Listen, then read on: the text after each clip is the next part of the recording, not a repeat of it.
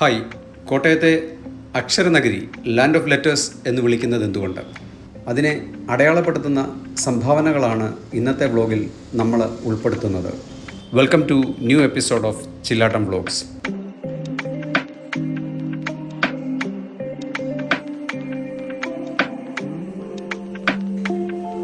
അക്ഷരങ്ങളുടെ അച്ചടി മുദ്ര കേരളത്തിൽ ആദ്യം പതിഞ്ഞത് ബെഞ്ചമിൻ ബെയ്ലി 1821 തുടങ്ങിയ CMS പ്രസ്സിലൂടെയാണ്. അതിൻ്റെ ചരിത്രമന്വേഷിച്ച് കോട്ടയം ബെഞ്ചമിൻ ബെയ്ലി മ്യൂസിയത്തിലേക്ക് അവിടെ ഞങ്ങളെ reverend Aby George, director Benjamin Bailey museum, ഹൃദ്യമായി സ്വാഗതം ചെയ്തു.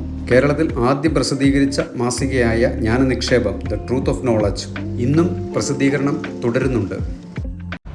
1814 നാട്ടിലേക്ക്, നമ്മുടെ കേരളത്തിലേക്ക് ആദ്യമായിട്ടൊരു മിഷണറി കടന്നു വരുന്നത്. അപ്പോൾ 1816 മുതൽ 1916 വരെ 100 വർഷം തികഞ്ഞതിൻ്റെ ഒരു സ്മാരക ഒരു കെട്ടിടമായിട്ടാണ് ഈ കെട്ടിടം നിൽക്കുന്നത്. ഇത് മധ്യകേരള മഹായിടവകയുടെ CSI സഭയുടെ മധ്യകേരള മഹായിടവകയുടെ ആസ്ഥാനമാണ് ഈ സ്ഥലം. തടിയിൽ കൊത്തിയെടുത്ത ഒരു അച്ചാണ്, ഒരു പേജാണിത്. അതായത് ഒരു 500 പേജുള്ള ഒരു ബുക്ക് വേണമെങ്കിൽ ഇതുപോലെ 500 അച്ചുണ്ടാവണം. ഈ അച്ച് ഇതിൽ എവിടെയെങ്കിലും കൊത്തിയെടുക്കുന്ന ഇടയ്ക്ക് എവിടെയെങ്കിലും ഒരു സ്പെല്ലിംഗ് മിസ്റ്റേക്ക് വന്നാൽ ഒന്നേന്ന് കുത്തി തുടങ്ങണം. ഇത് ഉള്ളിലേക്ക് കയറ്റി വെച്ച് ഇതിന് മുകളിൽ പേപ്പർ വെച്ച് ഇതിൽ മഷി നിറച്ച് ഒന്ന് പ്രസ് ചെയ്യുമ്പോഴാണ് ഒരു പേജ് അപ്പം ഇന്ന് നമ്മൾ ലാഘവത്തോടെ ഒരു ബുക്ക് എടുക്കുമ്പം ഓർക്കണം ഇതിൻ്റെ ചരിത്രം ഇങ്ങനെയായിരുന്നു. 500 പേജ് വേണമെങ്കിൽ ഇതുപോലെ 500 അച്ച്, അതുപോലെ എഫേർട്ട് കാര്യങ്ങളൊക്കെ ഇതാണ് പ്രിൻറ്റിങ്ങിൻ്റെ ആരംഭം ഉണ്ടായത് എന്നുള്ളതാണ് നമ്മുടെ ചരിത്രം. ഹെൻറി ബേക്കർ സീനിയറിന്റെ വൈഫ് എമീലിയ ഡോറത്തി മദാമ ഒരു പെൺപള്ളിക്കൂടം എന്ന ആദ്യമായിട്ടുള്ള ആശയം മുന്നോട്ട് വെച്ചു. സ്ത്രീകൾക്ക് പഠിക്കുവാനൊരിടം, സ്ത്രീകൾക്ക് അവരുടെ കഴിവുകൾ വികസിപ്പിക്കാനുള്ളൊരിടം, അതോടൊപ്പം അവർക്ക് വസ്ത്രം ധരിക്കാനുള്ളൊരിടം. അങ്ങനെയൊക്കെയാണ് ഇവിടെ ഒരു വലിയൊരു നവോത്ഥാനത്തിന് തുടക്കം കുറിച്ചത്. അതിൻ്റെ അതിൻ്റെ അന്ന് അവിടെ എടുത്ത പുള്ളിക്കാരത്തിൽ കൊടുത്ത യൂണിഫോമിൻ്റെ ഒരു മോഡലൊക്കെയാണ് ഇവിടെ കീപ്പ് ചെയ്തത്. അങ്ങനെ അനവധി സാധനങ്ങളാണ് ഈ മ്യൂസിയത്തിൽ വന്ന് നമുക്ക് കാണാൻ സാധിക്കുന്നത്. അത് നിങ്ങൾ വന്ന് തന്നെ കാണണം. അത് കാരണം നമ്മളെല്ലാ ഡീറ്റെയിൽസും കാണിക്കുന്നില്ല. അതിമനോഹരമായ കോട്ടയത്തിൻ്റെ ഒരു സാംസ്കാരിക അക്ഷര ചരിത്രം ആണ് ഈ ബെഞ്ചമിൻ ബെയ്ലി മ്യൂസിയത്തിലുള്ളത്. നിങ്ങൾ തീർച്ചയായും വന്ന് നിങ്ങളുടെ മക്കളെയും ഒക്കെ കൊണ്ടുവന്ന് ഈ മ്യൂസിയം ഒന്ന് കാണിക്കണം. മാത്രമല്ല ഇതൊക്കെ മെയിൻറ്റെയിൻ ചെയ്യുന്ന CSI സഭയോടും അച്ഛനോടും ഒക്കെ ഉള്ള നന്ദി നിങ്ങളുടെ വ്ളോഗ്സ് ചെയ്യുന്നു. Thank you so much. 1887 കോട്ടയത്ത് ആരംഭിച്ച ദീപികയാണ് ഇന്ന് കേരളത്തിൽ നിലവിലുള്ള ആദ്യ മലയാള ദിനപത്രം. സമൂഹ നവോത്ഥാനം, വിദ്യാഭ്യാസ പുരോഗതി, സാമൂഹ്യ ബോധവൽക്കരണം എന്നിവ ദീപിക വഹിച്ച പങ്ക് സ്തുത്യർഹമാണ്. കോട്ടയത്തിനെ അക്ഷരനഗരിയിൽ അടയാളപ്പെടുത്തുന്ന അടുത്ത ഡെസ്റ്റിനേഷനാണ് 1817 സ്ഥാപിതമായ CMS കോളേജ്. ഇന്ത്യയിലെ ഏറ്റവും പഴക്കമുള്ള കോളേജുകളിൽ ഒന്നാണ്. കേരളത്തിലെയും സൗത്ത് ഇന്ത്യയിലെയും തന്നെ ആദ്യ കോളേജുകളിൽ ഒന്ന്. If you educate a man you educate an individual, but if you educate a woman you educate a family, generation, nation. ഇതാണ് കേരളത്തിലെ ആദ്യത്തെ ഗേൾസ് സ്കൂൾ ബേക്കർ സ്കൂളിൻ്റെ സ്ഥാപനത്തിന് ഏറ്റവും ചേർന്ന നിർവചനം. 1819 ഹെൻറി ബേക്കറിൻ്റെ ഭാര്യ എമിലി ഡൊറോത്തിയാണ് ബേക്കർ മെമ്മോറിയൽ സ്കൂൾ കോട്ടയത്ത് സ്ഥാപിക്കുന്നത്.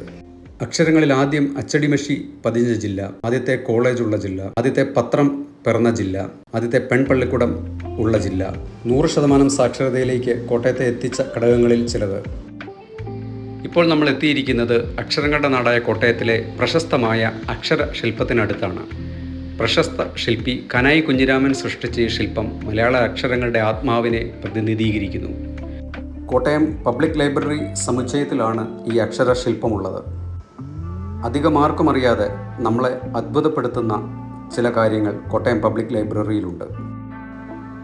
ഇന്ത്യൻ കോൺസ്റ്റിറ്റ്യൂഷൻ്റെ 1000 ഫോട്ടോ ലിത്തോഗ്രാഫിക് ഒറിജിനൽ വേർഷൻ നമ്മുടെ കോട്ടയം പബ്ലിക് ലൈബ്രറിയിലുണ്ട്.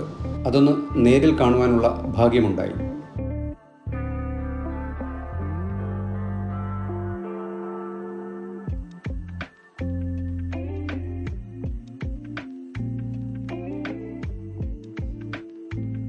അക്ഷരശില്പം എന്ന് പറഞ്ഞുണ്ടെന്ന് വളരെ കുറച്ച് ആൾക്കാർക്ക് അറിയത്തുള്ളൂ. അങ്ങനെ വലിയ പബ്ലിസിറ്റി ഇല്ല. ഇപ്പൊ ഇവിടെയുള്ളവർക്ക് പോലും പലർക്കും ലൈബ്രറി ഇവിടെ ഇതുപോലുള്ള ഒരു ലൈബ്രറി ആണെന്ന് പലർക്കും അറിയത്തില്ല. ആധുനിക കോട്ടയത്തിന്റെ തുടക്കം തുടക്കത്തിൻ്റെ ആ ഒരു സമയത്ത് തന്നെ തുടങ്ങിയതാണ് കോട്ടയം പബ്ലിക് ലൈബ്രറി. 1882 അന്നത്തെ ദിവാൻ പേഷ്കാർ ടി രാമരായർ. ഈ ടി രാമരായർ ഈ വടക്കൻ ഡിവിഷൻ, തിരുവിതാംകൂറിൻ്റെ വടക്കൻ ഡിവിഷൻ്റെ ദിവാൻ പേഷ്കാറായിരുന്നു, അന്നത്തെ ജില്ലാ കളക്ടർ. അപ്പോൾ വടക്കൻ ഡിവിഷൻ എന്ന് പറഞ്ഞാൽ അതിൽ അതിൻ്റെ ഹെഡ് ക്വാർട്ടേഴ്സായിട്ട് ചേർത്തലയായിരുന്നു ഉണ്ടായിരുന്നത്. ചേർത്തലയിൽ നിന്ന് ഒരു ദിവസം അദ്ദേഹം കോട്ടയത്തിൽ വന്ന് കോട്ടയം ഈ തിരുനക്കര വയസ്കരയിൽ വന്നു. കോട്ടയത്ത് അന്ന് പ്രധാനപ്പെട്ട ഒരു സ്ഥലം എന്ന് പറയുന്നത് താഴത്തങ്ങാടി സ്ഥലം. താഴത്തങ്ങാടിയായിരുന്നു കോട്ടയത്തിന്റെ ആസ്ഥാനം, ഏറ്റവും പ്രധാനപ്പെട്ട സ്ഥലം. കളി ക്ഷേത്രവും തളിക്കോട്ടയും തെക്കുംകൂറുകാരുടെ ആസ്ഥാനമായിരുന്നു. താഴത്തങ്ങാടിയായിരുന്നു പ്രധാന സ്ഥലം. അപ്പോൾ ആ താഴത്തങ്ങാടിയിൽ നിന്ന് തിരുനക്കരയ്ക്ക് ചുറ്റുമുള്ള ഈ സ്ഥലം ഇവിടെ കാട് പിടിച്ച് കിടന്ന ഈ കല്ലും പാറയൊക്കെ ആയിട്ട് കിടന്നതെല്ലാം അരിഞ്ഞ് താത്ത് തെളിച്ച് കളക്ടറേറ്റ് വരെയൊക്കെയുള്ള ഭാഗം ഇങ്ങനെ നിരപ്പാക്കി കോട്ടയം ഒരു ജില്ലാ ഹെഡ് ക്വാർട്ടേഴ്സ് ആക്കി മാറ്റിയത് ടി രാമരായർ. അന്നത്തെ മഹാരാജാവിനോട് പറഞ്ഞു, അതായത് കോട്ടയമാണ് ചേർത്തലയേക്കാളും നല്ലൊരു സ്ഥലം, അപ്പോൾ നമുക്ക് ഹെഡ് ക്വാർട്ടേഴ്സ് ചേർത്തലയിൽ നിന്ന്, ചേർത്തല പോകാൻ പുള്ളി ബുദ്ധിമുട്ടായിരുന്നു, കോട്ടയത്തേക്ക് മാറ്റി. അപ്പം ഒരു ജില്ലാ ഹെഡ് ക്വാർട്ടേഴ്സിന് വേണ്ടി എല്ലാ കാര്യങ്ങളും തുടങ്ങിയത് ടി രാമരായർ. കോട്ടയത്തിന്റെ ഒരു സാംസ്കാരിക ചരിത്രത്തോട് ഒരു പ്രസ്ഥാനം. അതായത് ഈ മലയാളി മെമ്മോറിയൽ എന്ന് പറയുന്ന ബഹുജന പ്രക്ഷോഭം, അതായത് വിദ്യാസമ്പന്നരായ തിരുവിതാംകൂറുകാർക്ക് സർക്കാർ സ്ഥാപനങ്ങളിലെ ഉയർന്ന ജോലികളൊന്നും കിട്ടുന്നില്ല എന്നൊരു പരാതി ഉണ്ടായിരുന്നു. പേഷ്കാർ, ദിവാൻജി അങ്ങനെയൊക്കെയുള്ള പ്രധാന സ്ഥാനങ്ങളിലേക്ക് തമിഴ്നാട്ടിൽ നിന്നും അതുപോലെ മറ്റു സ്ഥലങ്ങളിൽ നിന്നുമൊക്കെ ആൾക്കാരെ കൊണ്ടുവന്നാണ് ഈ പ്രധാന സ്ഥാനങ്ങളൊക്കെ കൊടുത്തത്. ദിവാന്മാരൊക്കെ ആകുന്നത് മിക്കവാറും മഹാരാഷ്ട്രക്കാരും അവരൊക്കെയാണ്.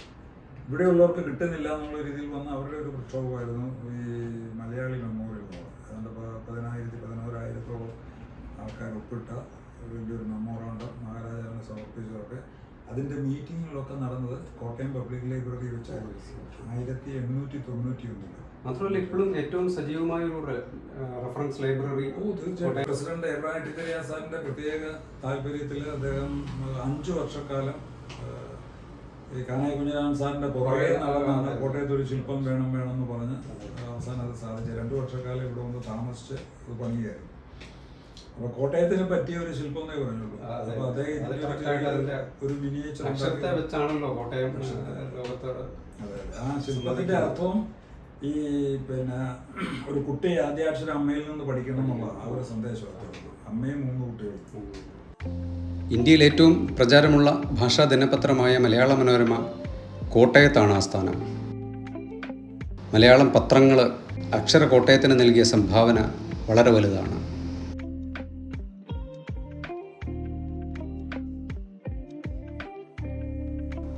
അക്ഷരകോട്ടയത്തിൻ്റെ മറ്റൊരു അടയാളപ്പെടുത്തലാണ് ഐതിഹ്യമാലയുടെ രചയിതാവ് കൊട്ടാരത്തിൽ ശങ്കുണ്ണിയുടെ പള്ളിപ്പുറത്തുകാവുള്ള സ്മാരകം.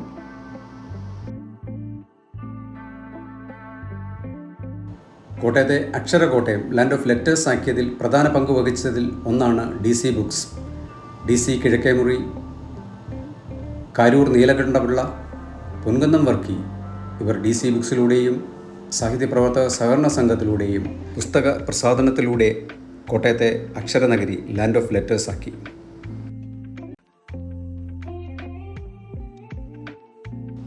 അക്ഷരകോട്ടയം ലാൻഡ് ഓഫ് ലെറ്റേഴ്സ് എന്നീ വ്ലോഗിൻ്റെ അവസാന ഭാഗം നാം എത്തിച്ചേർന്നിരിക്കുന്നത് അക്ഷരങ്ങളുടെ നാടായ കോട്ടയത്തിലെ പ്രശസ്തമായ അക്ഷര മ്യൂസിയത്തിലേക്കാണ്.